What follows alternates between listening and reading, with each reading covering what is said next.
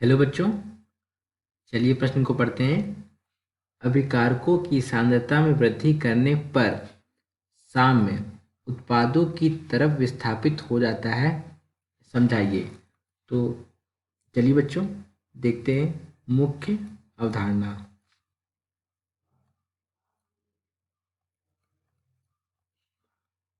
मुख्य अवधारणा, देखिए बच्चों, हमारे पास क्या एक साम्य अवस्था की अभिक्रिया है। क्या है?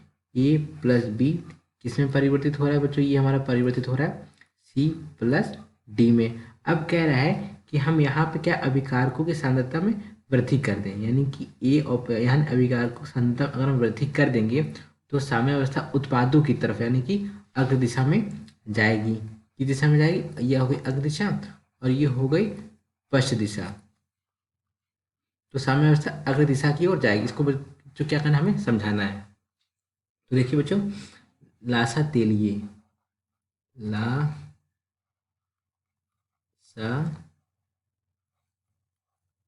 तेलिए के अनुसार, लासा तेलिए के अनुसार या लासा तेलिए का नियम क्या कहता है? यदि किसी साम्य अवस्था में, अगर यदि किसी साम्य अवस्था पर कोई बाहर से अवयव या कोई मिलाते हैं तो साम्य अवस्था किस ओर स्थापित होती है बच्चों?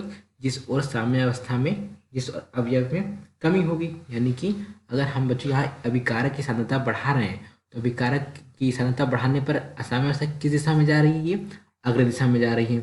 अग्र दिशा में जाने का मतलब क्या हुआ कि यानी कि अब लासा तेली के नियम के मुताबिक क्या हुआ? साम्य अवस्था उस ओर जाएगी, साम्य अवस्था उस ओर जाएगी जहां जहां अवयव की सांद्रता में कमी होगी, जहां अवयव की सांद्रता में क्या होगी? कमी होगी।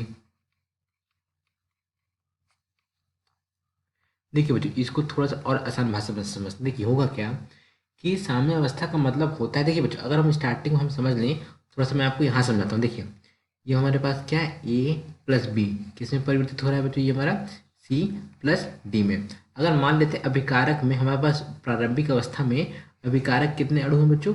50 अणु हैं। हाँ, जब अभिकारक अभिक्रिया करके उत्पाद सी और प्लस डी में परिवर्तित हो रहा है तो बच्चों ये 50 नहीं रह गए। जब यहाँ पे साम्य अवस्था आ गई तो ये 50 नहीं रह गए, 25 यहाँ आ गए और 25 यहाँ आ गए ना बच्चों। अगर हमारी यही अभिक्रिया बच्चों कैसी होती है? हमारी उत्क्रमणीय अभिक्रिया होती है। कैसी होती है बच्चों? उत्क्रमणीय अभिक्रिया की। तो यहाँ पे कितने बच्चों? यहाँ पे अगर 50 हैं तो एक वक्त के बाद ये 50 कहाँ होते बच्चों? यहाँ पर होते। क्यों? क्योंकि उत्क्रमणीय अभिक्रिया है। ठीक, अब जब यहाँ पे बच्चों साम्य अवस्था आ रही है तो इसका मतलब ये हुआ बच्चों, जितने ही अणु हमारे अभिकारक में होंगे उतने ही अणु हमारे किस में होंगे बच्चों? उत्पाद उत्पाद की तरफ होंगे। अर्थात साम्य अवस्था का यानी कि जो हमारी अनुत्क्रमणीय अभिक्रिया है इसका फंडामेंटल रूल है। रूल क्या है बच्चों? इसका फंडामेंटल है, आप समझ, फंडामेंटल राइट है। क्या कहता है? कि मैं अपने साथ गलत नहीं होने दूंगा। अगर मेरे साथ उत्पाद और अभिकारक है तो मैं दोनों को बराबर का हक दूंगा। क्या? अगर दोनों को बराबर का हक, ये इसका मौलिक अधिकार है। कहता है नहीं, मैं ऐसा नहीं करूंगा कि अगर तुम अभिकारक की संख्या बढ़ा दोगे। अगर मान लिया यहाँ पे इसने क्या किया बच्चों?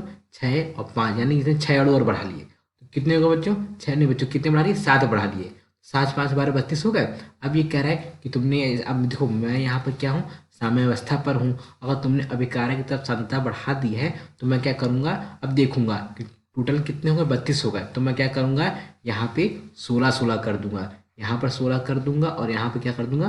16 कर दूंगा। मैं किसी के साथ गलत नहीं होने दूंगा। अगर अभिकारक की सांद्रता बढ़ गई है तो उसको क्या करेगा? उसको तुरंत कहेगा कि नहीं नहीं, मुझको क्या उत्पाद की तरफ ले जाना है। क्यों? क्योंकि मुझे सांद्रता दोनों जगह की बराबर रखनी है। तो इसीलिए कहा गया है बच्चों, क्या कहा गया है?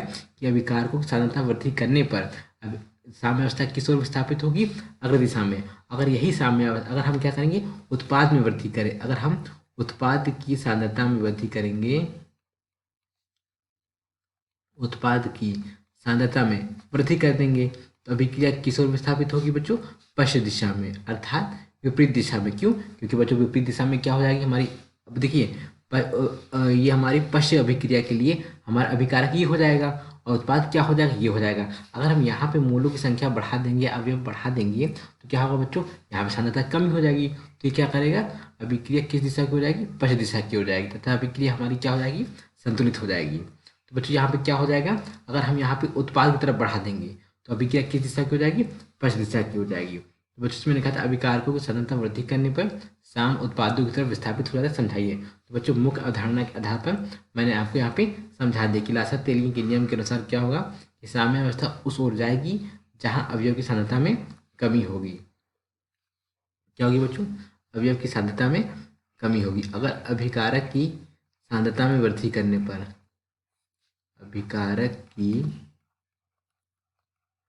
सांद्रता में वृद्धि करने पर क्या होगा, साम्यावस्था उस ओर जाएगी जहाँ अवयव की सांद्रता में कमी होगी। आशा करते हैं आपको समझ आया होगा। धन्यवाद।